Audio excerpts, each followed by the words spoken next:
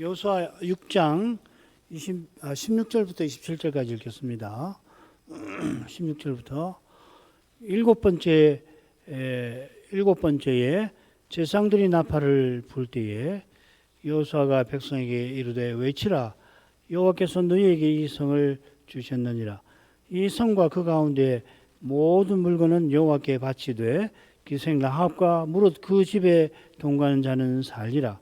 이는 그가 우리의 보낸 사자를 숨겼음이니라. 너희는 바칠 물건을 스스로 삼가라. 너희가 그것을 바친 후에 그 바친 어느 것이든지 취하면 이스라엘 자손으로 받침이 되어 화를 당케 할까 두려워하노라. 은금과 동철 기구는 다 여호와께 구별될 것이니 그것을 여호와의 곳간에 드릴지니라. 이에 백성은 외치고 제사장들은 나팔을 불매 백성이 나팔 소리를 듣는 동시에 크게 소리 질러 외치니 성벽이 무너져 내린지라. 백성이 각각 앞으로 나아가 성에 들어가서 그 성을 취하고 성중에 있는 것을 다 멸하되 남녀 노유와 우양과 나귀를 칼날로 멸하니라.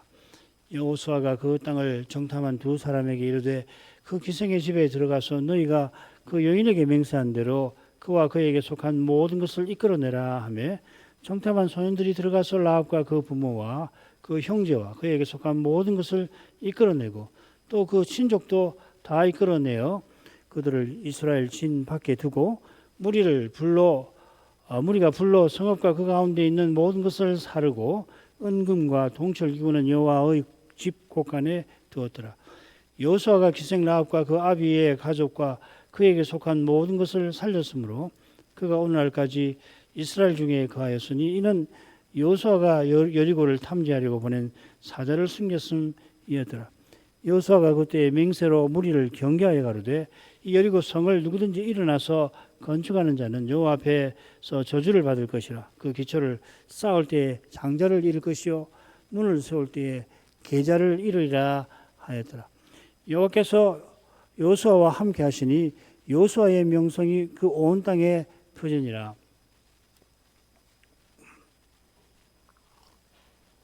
여호와께서 여호수아의 손에 여리고와 그 왕과 용사를 붙이시고는 그의 손이 행할 일을 지시하셨습니다. 그 지시는 7일 동안 받들어야 하는데 크게 둘로 7일 동안 여리고성을 도는 일과 제7일에 마지막 나팔이 불 때 할 일로 되어 있습니다.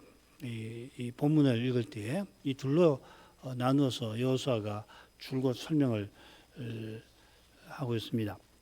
지난 시간에 첫째 날 성을 돈 데까지 11절까지 살폈죠. 나머지 날들로 나아가십시다. 12절부터 15절 읽습니다. 여호수아가 아침에 일찍이 일어나니라. 제사장들이 여호와의 궤를 메고 7 제사장은 7 양각 나팔을 잡고 여호와의 궤 앞에서 계속 진행하며 나팔을 불고 무장한 자들은 그 앞에 행하며 후군은 여호와의 궤 뒤에 행하고 제사장들은 나팔을 불며 행하니라. 그 제2일에도 성을 한 번 돌고 진에 돌아오니라. 여세 동안을 이같이 행하니라. 제7일 새벽에 그들이 일찍 일어나서 여전한 방식으로 성을 7번 도니 성을 7번 돌기는 그날 분이었더라. 둘째 날에 이스라엘이 여리고 성을 돈 내용이 12절부터 14절 상반절까지 나옵니다. 14절에 그 제2일이 나오죠. 이게 이튿날이란 말입니다. 번역을 정하게 하느라고 했는데 이튿날입니다. 여호수아가 제2일에 아침에 일찍이 일어났습니다. 여호수아서에는 단두 번 나오는 낱말이 이미 많이 나왔는데 일찍 일어난다는 낱말도 12절 그리고 15절 이 두 번만 나옵니다. 12절에는 여호수아가 아침에 일찍 일어났고 15절에는 행진 대열이 새벽에 일찍 일어났습니다. 백성도 다 일찍 일어났겠죠. 필시 제7일에는 성을 7번 돌아야 하니까 새벽에 일어난 겁니다. 아울러 12절에 여호수아가 일어난 일을 언급한 것은 여호수아의 손에 여리고 성을 붙이신 것과 마찬가지로 여호수아가 백성을 대표하는 중보 직분자임을 가리킬 것입니다. 지난 시간에 이 주제를 살폈습니다마는 구약 성경에서 오실 메시아를 살피는 일이 성경 깨닫는 일의 실로 중요합니다. 전부라고 해도 과언 아니죠. 사실은 이걸 빼고 성경을 아무리 연구를 하고 구약 박사가 되고 히브리 유인이 돼가지고 구약 성경을 달달 외우면 뭐 할 겁니까? 그런 분들 많거든요. 뭐 전혀 소용이 없는 건 아니지만 그래도 메시아를 구약 성경에서 보지 못하면은 그건 뭐 영생을 얻는 수단은 되지 못하잖아요. 너무도 당연한 겁니다. 여호수아가 일찍 일어나니까 제사장들이 여호와의 궤를 맵니다. 당연합니다만은 여호수아가 그저 잠자리에서 일어난 게 아니라 명령을 받들기 위하여 일어난 겁니다. 그처럼 행진 대열은 여호와의 궤가 중심에 있고 궤 위에 보좌를 펼치신 여호와께서 주도하시는 겁니다. 물론 여호와께서 여호수아에게 명령하신 대로 여호수아가 행진을 지시했겠죠. 언약궤가 사령관 여호와를 가리키듯이 여호수아 역시 사령관 여호와의 종입니다. 이 기독론이라고 그러죠. 이것을 이게 기독론이라고 하는 겁니다. 13절은 8, 9절과 비슷합니다. 지난 시간 살핀 대로 13절은 행진 대열을 가운데에서 보여주고 있습니다. 무장한 자들은 그 앞에 행하고 후군은 여호와의 궤 뒤에 행하고 도표 기억나시죠, 그죠? 그래서 앞에 서면 전이대 양각나팔 여호와의 궤 후군 이렇게 되는 겁니다. 행진 배열 앞뒤로는 7 제사장이 양각나팔을 불며 행하는 사실이 13절에 앞뒤로 나오죠, 그죠? 양각나팔을 부는 사실이 강조되어 있는 겁니다. 앞에는 진행하며 불었다고 하고 13절 뒤에는 불며 행하였다 이렇게 되었습니다만은 똑같습니다. 사실 원문에는 순서가 같은데, 근데 뒤에는 이 행한다, 걷는다는 것보다는 계속이라는 뜻이 있어요. 좀 설명하기 좀 복잡한데 할라크라는 동사인데 흔히는 걷는다는 말입니다. 이 동사를 써서 어떤 일을 계속한다는 뜻이 있거든요. 계속 불었다 이렇게 새기는 것도 좋습니다. 아마 여러분 갖고 계시는 영어 성경 그렇게 되어 있는 성경도 여러 개 있을 겁니다. 말씀드린 대로 그 제2일은 둘째 날입니다. 그 제2일 자꾸 이 그라는 말을 써가지고 신경이 쓰이는데 간단한 말 제2일입니다. 첫째 날처럼 둘째 날도 성을 한 바퀴 돌고 진에 돌아왔습니다. 이렇게 여섯째 날까지 매일 성을 한 번 돌고는 진에 돌아왔습니다. 첫째 날은 진에 돌아와서 진에서 유숙하였다. 진이라는 말을 2번이나 썼죠. 제7일에는 성을 7바퀴를 돌아야 하니까 요새보다 일찍 행진했던 게 분명합니다. 새벽부터 행진하여 여전한 방식으로 성을 7번 돕니다. 여전한 방식이 뭔가 하면 같은 행진 대열을 이루고 도는 거고 돌 때에 양각나팔을 계속 불면서 도는 것을 가리킬 겁니다. 제7일에는 7번을 도는 것을 강조해서 그날 뿐이었다 이렇게 덧붙였습니다. 그 다음으로 가죠. 16절부터 25절입니다. 여호수아는 여세와 달리 제7일에 특별히 행할 일을 지시합니다. 줄거리를 보죠. 역시 둘로 나눕니다. 희한하게 6장은 둘씩 이렇게 여호수아가 배열을 하는 것 같습니다. 그래서 크게 보면은 16절부터 19절 여호수아가 백성이 외치라고 헤렌법에 따라서 밭이 물고는 손대지 말라고 명령하는 대목입니다. 그리고 20절부터 25절은 그 명령대로 행했고 성이 무너졌다는 건데 이 두 부분을 각각 둘로 나눌 수가 있습니다. 그래서 우리는 그렇게 볼 겁니다. 16절, 17절부터 18절, 그리고 20절 상반절, 그리고 20절 하반절부터 24절 이렇게 나누도록 하겠습니다. 그러면은 이 16절하고 20절 상반절, 그리고 17절부터 19절과 20절 하반절부터 24절이 서로 같은 내용으로 이루어질 겁니다. 보시면 압니다. 16절로 가겠습니다. 7번째에 제사장들이 나팔을 불 때에 여호수아가 백성에게 이르되 외치라 여호와께서 너에게 이 성을 주셨느니라. 7번째에 제사장들이 나팔을 불 때라고 하는 것은 행진 대열이 성을 마지막 바퀴 돌 때를 가리키겠죠. 여호수아가 필시 행진 대열이 도는 속도를 고려해서 적절한 시점에 백성들에게 특별한 지시를 내리는 겁니다. 여호수아가 백성에게 외치라 했지만은 당연히 백성은 여호수아의 명령이 끝나고 외치게 되죠. 21절에 외칩니다. 외치라고 하고서는 명령이 이어지는 겁니다. 이미 여호와께서 언제 백성이 외쳐야 하는지 일러주셨죠. 5절에 보면은 양각 나팔을 성 돌 때와 달리 길게 불면은 그때 외치라 하셨습니다. 지금은 길게 부는 게 아니라 그냥 쭉쭉 불면서 가는 겁니다. 나중에 이제 20절 상반절에서 이 문제를 다룰 거예요. 간단치가 않습니다. 사실은 꼼꼼히 보면은 그냥 쑥 읽으면은 이렇겠구나 싶은데 정확하게 어떤 순서대로 이루어진지를 한번 보십시다. 성경은 매우 정교한 줄거리가 되어 있어서 그걸 잘 살펴서 읽어야 오해가 없습니다. 여호수아는 외치라고 하고서는 그 이유로서 여호와께서 너에게 이 성을 주셨다 합니다. 이미 여호와께서는 여리고 성을 여호수아의 손에 붙이셨죠. 주셨습니다. 똑같이 준다는 말입니다. 그 약속대로 이제 여리고 성을 차지하게 하십니다. 구리뱀을 보아라 하고서 죽어가던 자들을 살리신 것처럼 이제 외치라 하시고 약속대로 여리고 성을 친히 주려 하십니다. 이스라엘은 힘을 다해 외치지 않을 수가 없을 것입니다. 우리가 장차 그리스도와 같아지게 하시려고 그리스도를 믿지 않을 수 없게 하시는 겁니다. 이스라엘의 외침이 성이 붕괴되는 데 어떤 물리적 작용을 했을런지 물리학자는 설명하려는지 모르겠습니다만은 설명했다 하더라도 이스라엘이 성을 무너지게 했다 그렇게 말하지는 못할 것 같습니다.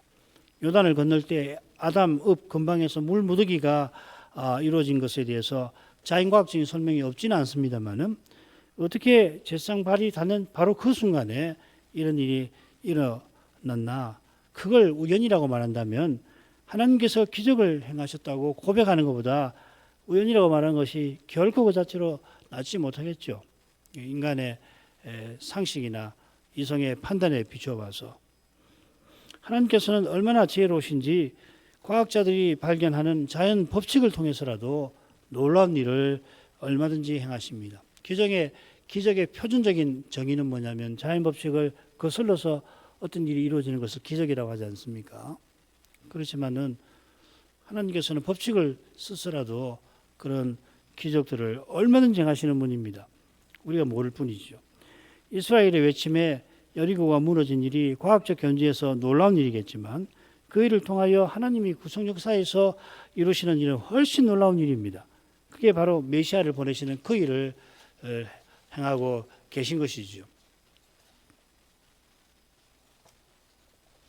그 다음으로 가겠습니다. 17절부터 19절. 이 성과 그 가운데 모든 물건은 여호와께 바치되 기생 라합과 무릇 그 집에 동거하는 자는 살리라. 이는 그가 우리에 보낸 사자를 숨겼음이니라. 너희는 바칠 물건을 스스로 삼가라. 너희가 그것을 바친 후에 그 바친 어느 것이든지 취하면 이스라엘 진으로 바침이 되어 화를 당하게 당케 할까 두려워하노라. 은금과 동철 기구들은 다 여호와께 구별될 것이니 그것을 여호와의 곳간에 드릴지니라. 바칠 물건과 라합에 관해서 특별히 여호수아가 지시합니다. 바칠 물건을 여호와께 바치라 하는 명령이 17절 상반절 그리고 19절에 나오죠. 가운데 라합을 살리라는 명령하고 바친 물건을 취하지 말라는 금령이 강조가 되어 있긴 합니다. 자, 우선 이 성과 그 가운데 모든 물건은 여호와께 바치되, 이 바치되하고 새긴 낱말이 실로 중요합니다. 그대로 이 바치되라는 말을 원문 그대로 살려서 번역하면 이렇습니다. 그런데 이 성은 바친 것이 될 것이고 이 헤렘이라고 하는 말입니다. 그것과 그 안에 모든 것도 여호와께 이렇게 되어 있어요. 이 헤렘이라고 하는 이 명사입니다. 동사는 하람이고요. 하람이라는 말도 여러 개 나오는데 이 헤렘이라는 말이 여호수아의 12번 여리고성과 관련해서 12번 6장 7장에 이렇게 나옵니다. 이 표현이 6장에 4번 나오는데 어떻게 번역이 되냐 보십시오. 바치되 이 동사로 번역되었습니다. 바칠 물건, 바친 것, 바침 4번인데 다 다르게 번역을 했습니다. 굉장히 어렵다는 이야기입니다. 간단치 않다는 이야기입니다. 이 낱말은 받침이 되어서 화를 당한다. 이 보통화가 저주를 당하는 겁니다. 그런 뜻이 있는가 하면 여호와께 바치는 여호와의 것이 되어서 여호와의 성소에 귀속된다는 뜻도 있습니다. 헤렘이라고 하는 것은 여호와께서 성소 삼으신 이 가나안 땅에서 잠시도 두고 보실 수 없이 악해서 여호와께서 철저히 심판하신 일을 가리키는데 그 심판이 되죠. 아울러서 이 여호와의 심판을 견디고 남은 것도 이 헤렘이라고 하는 겁니다. 그게 복잡하죠. 여호와께서 철저히 심판하시는 것이니 가증한 것인데 그 철저한 심판을 받고 남은 것은 여호와께 거룩한 것이 됩니다. 본래 가증한 건데 이 심판을 받았으니까 거룩한 것이 되는 것이에요. 거룩한 것이니까 당연히 여호와의 전 곳간에 들여서 성막에 쓰는 겁니다. 고라의 반역 때 레인 250인이 이 놋 향로를 들고 있다가 여호와의 영광 구름에서 불이 나와서 그들을 삼키고 그들이 들고 있던 놋 향로는 그 불을 통과하였기에 이 번제단 수리하는데 이 편철로 만들어서 이 번제단 달고 그러면은 거기 수리하도록 했죠. 이 헤렘의 전형이 뭐냐면 소돔과 고모라의 심판입니다. 그 심판을 통과하고 남은 소금, 이 소금을 반드시 제사에 뿌리게 했죠. 그래서 소금 언약이라는 말이 있습니다. 이 소금 언약이라는 말의 핵심은 십자가를 가리키는 거예요, 결국은.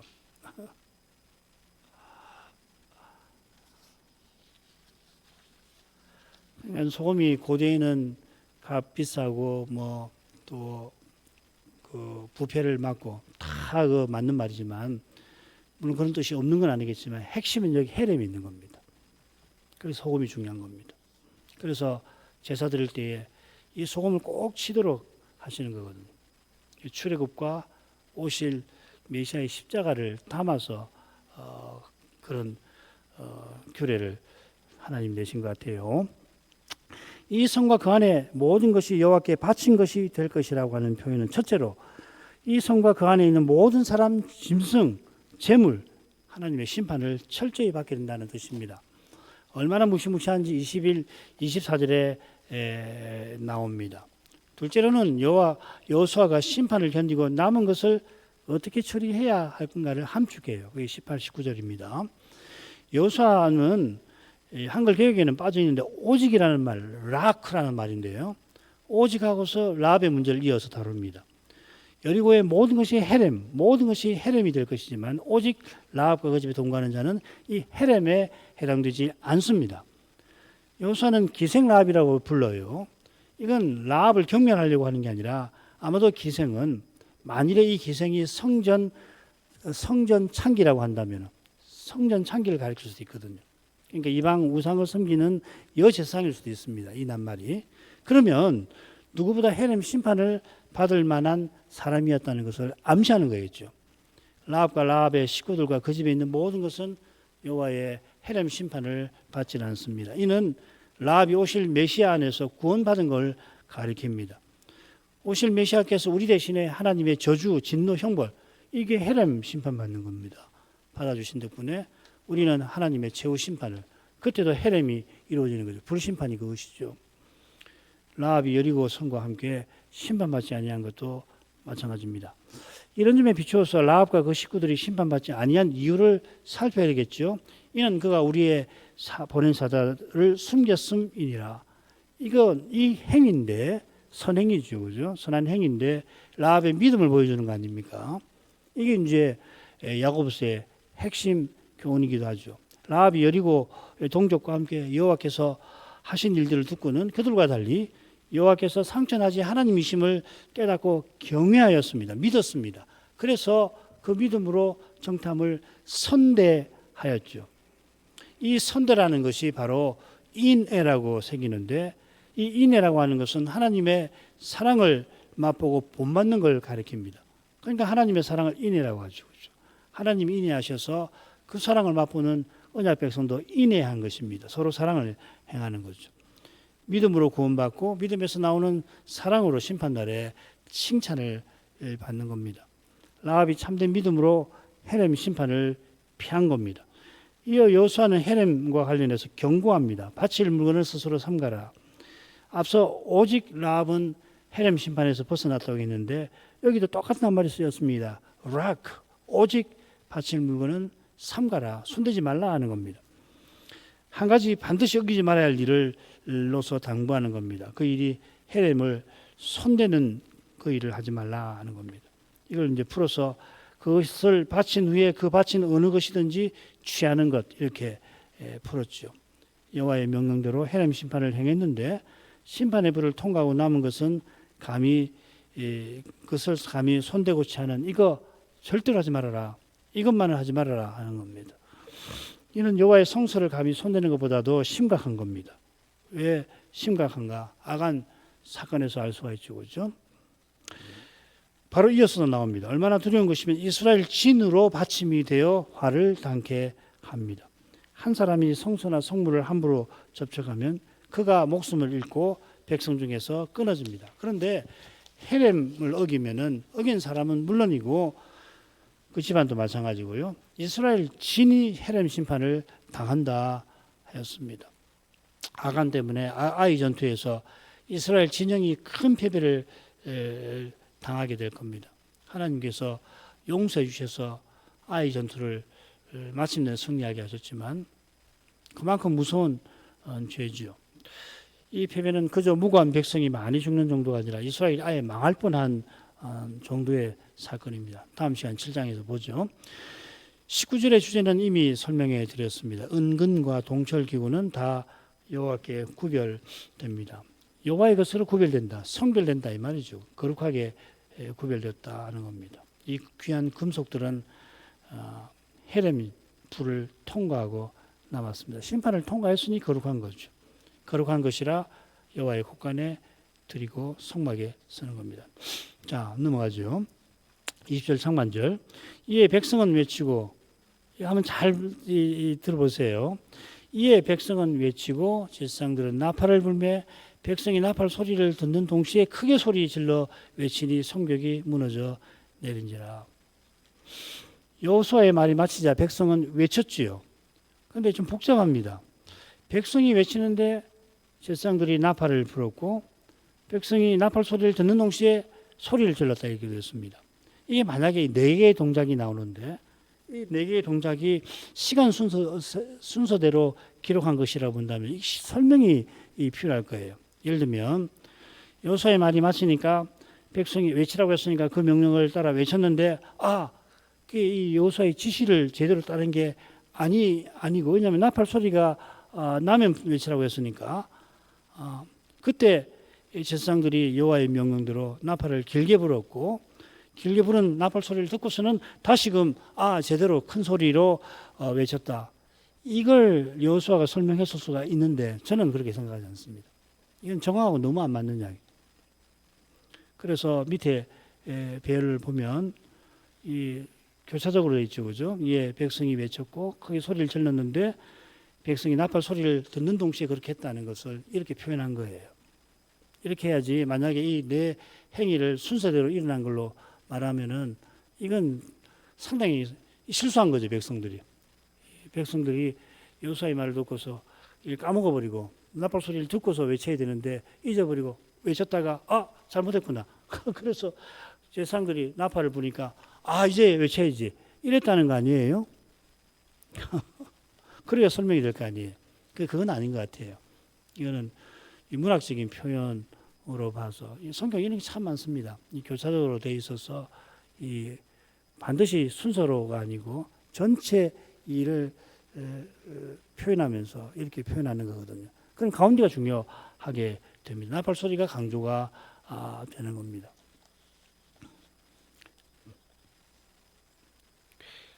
여기 이제 그 백성이 나팔 소리라고 이렇게 되어 있잖아요.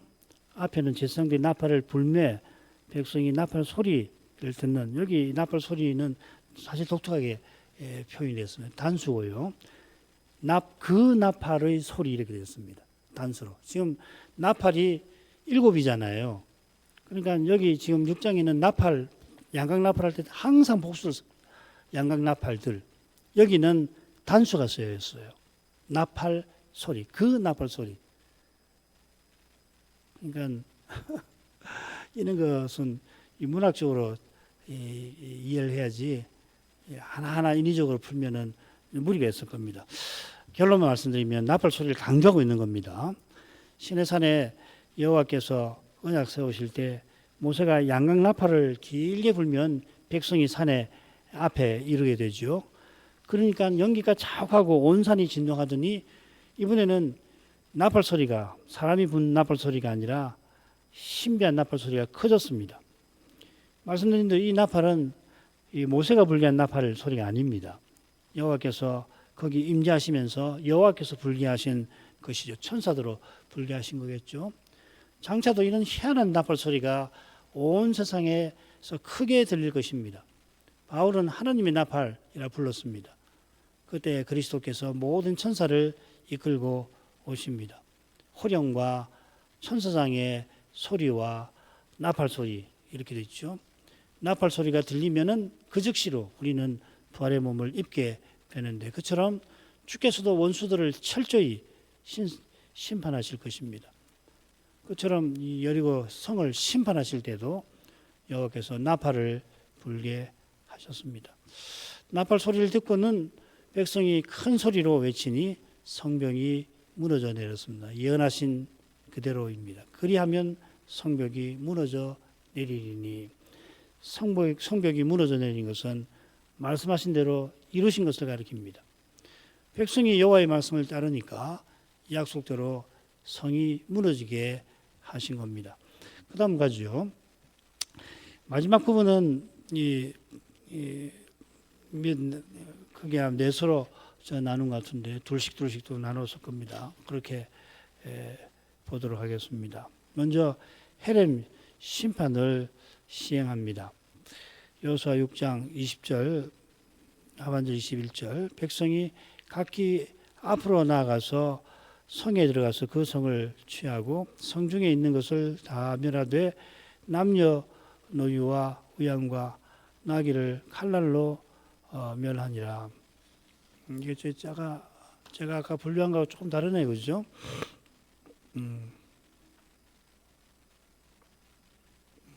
다르게 좀 분류를 해봤습니다.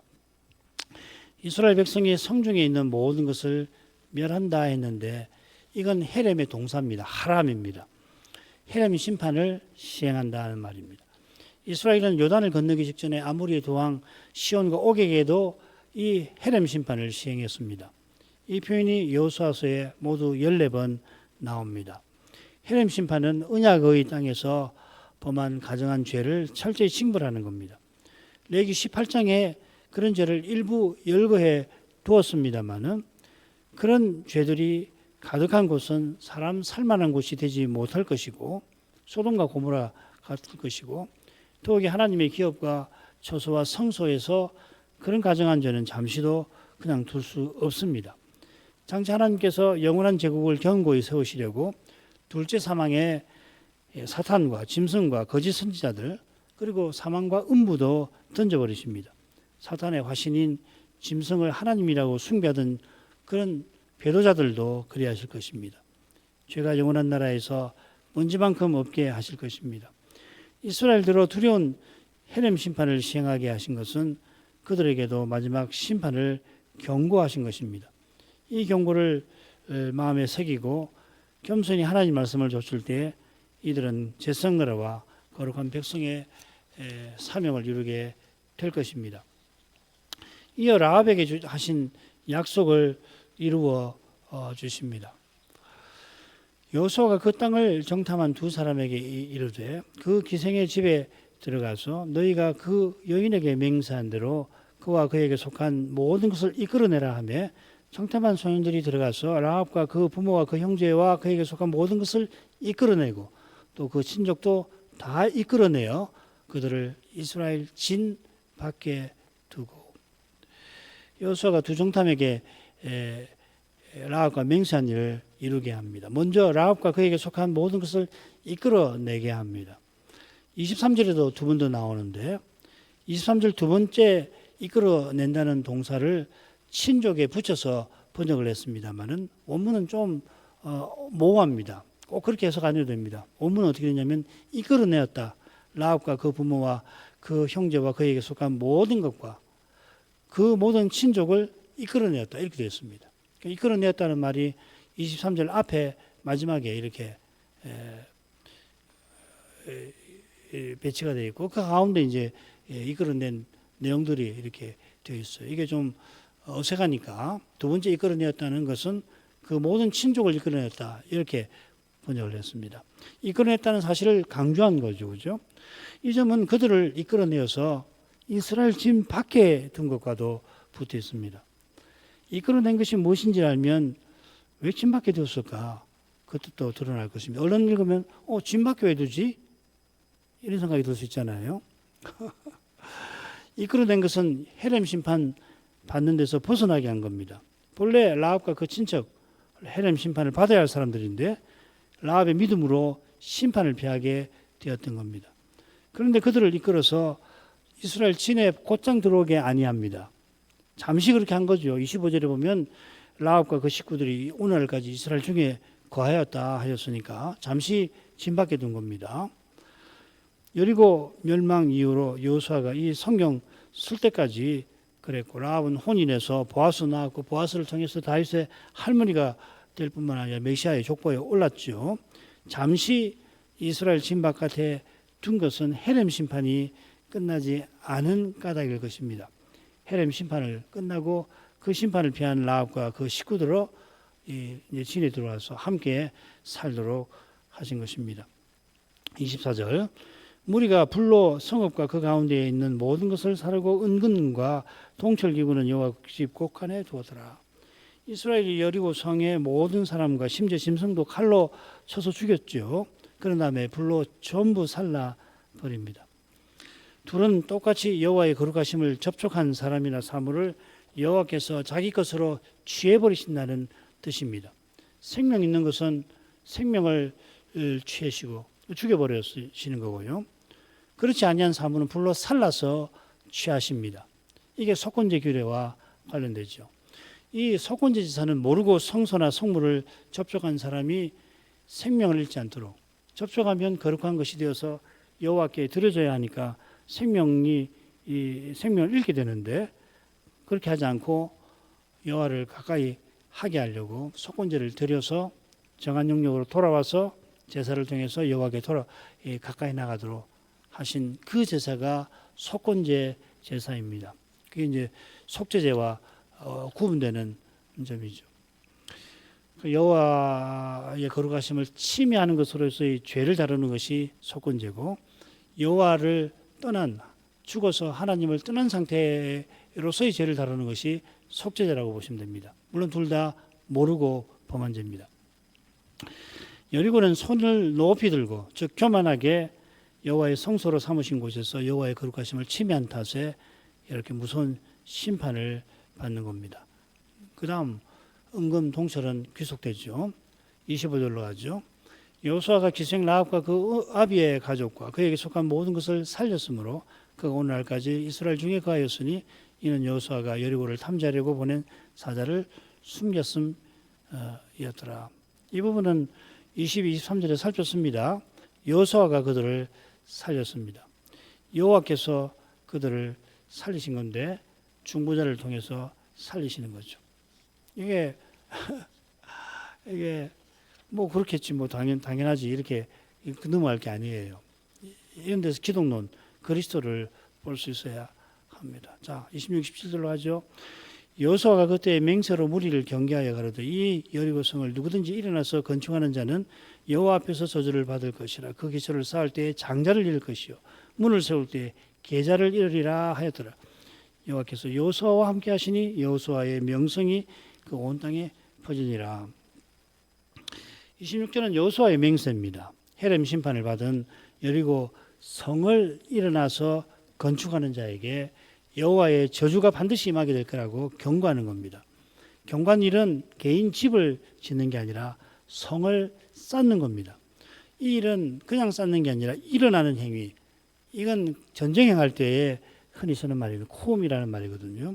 여호와 하나님이 여호와여 일어나소서 할 때 그 말입니다. 내 원수와 싸워주소서 그 말이거든요. 이는 여리고를 쌓아서 적군을 막고자 하는 것이겠습니다만은 그러나 여호와를 대적하는 행위죠. 이게 바로 그 타락한 아합 시대에 일어났습니다. 히엘이 악한 왕의 지시를 받고 히엘이 자기가 성을 쌓았겠어요. 개인적으로 아합이 쌓으라고 하니까 아합이 얼마나 타락한 사람이라는 걸 알 수가 있죠. 이게 이제 16장인데 3년 반 동안 기근이 이어질 거고 끝에 가서 나봇을 죽인 그 인물 아닙니까? 그러니까 아합이 이 여호수아의 경고를 무시하고 히엘에게 지시했다. 히엘이 저주를 당한 겁니다. 자, 이건 넘어가죠. 여호수아가 이 성경을 썼을 텐데 자기 이야기를 여리고 정복 끝에다가 붙입니다. 이 여호수아가 자기 이야기를 해요. 덧붙이는 내용이 뭐냐면 이유는 그가 오실 메시아를 바라본 것과 붙어 있는 겁니다. 자기 자랑하는 거 아니죠, 그죠? 나는 특별한 사람이다. 나는 여호와가 함께 하시는 모세같이 굉장히 특별한 사람이다. 그 이야기 하려고 하는 게 아니겠죠, 그죠? 여호수아와 함께 하시는 여호와께서 그와 함께 하시는 거기에 이스라엘의 구원이 있습니다. 예수님께서 십자가 지시기 직전에 아버지께서 나와 함께 계신다 하시면서 제자들에게는 버림 받으시며 아버지의 뜻을 다 이루셨습니다. 거기에 우리의 구원이 있습니다. 하나님이 메시아와 함께 하셔서 그를 통하여 우리와도 함께 해주시는 겁니다. 이런 구원을 바라하면서 여호수아가 자기의 명성에 관하여 기록한 것입니다. 이게 중요하잖아요. 앞으로 치를 전쟁에 있어서 여호수아의 명성이 권위가 중요하잖아요. 하나님께서 자기를 권위 있게 하셔서 사명을 이루도록 하셨다. 이는 자기 백성을 구원하시려고 그리고 오실 메시아를 바라보게 하시려고 그런 거다. 그 말이겠습니다. 기도할 제목 읽죠. 여호수아는 여리고 정복에서 헤렘 심판을 상세히 언급합니다. 그 내용이 3분의 1이 넘습니다. 이 심판에 이스라엘이 참여하게 하십니다. 그에 앞서 여리고 성을 무너지게 하시는 일에도 그리 하게 하십니다. 백성이 외침에 무너집니다마는 그 외침을 여호와께서 써주신 겁니다.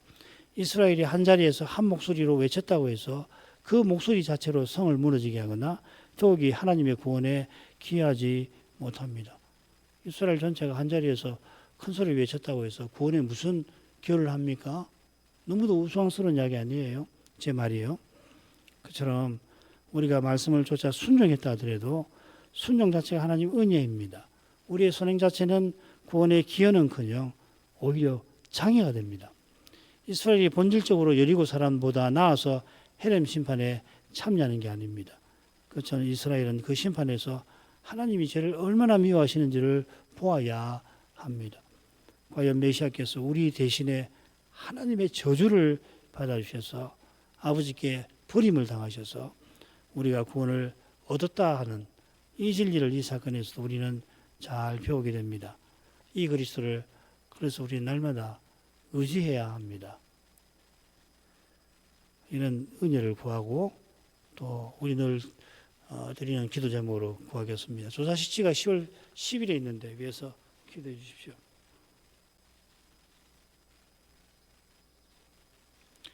기도하겠습니다.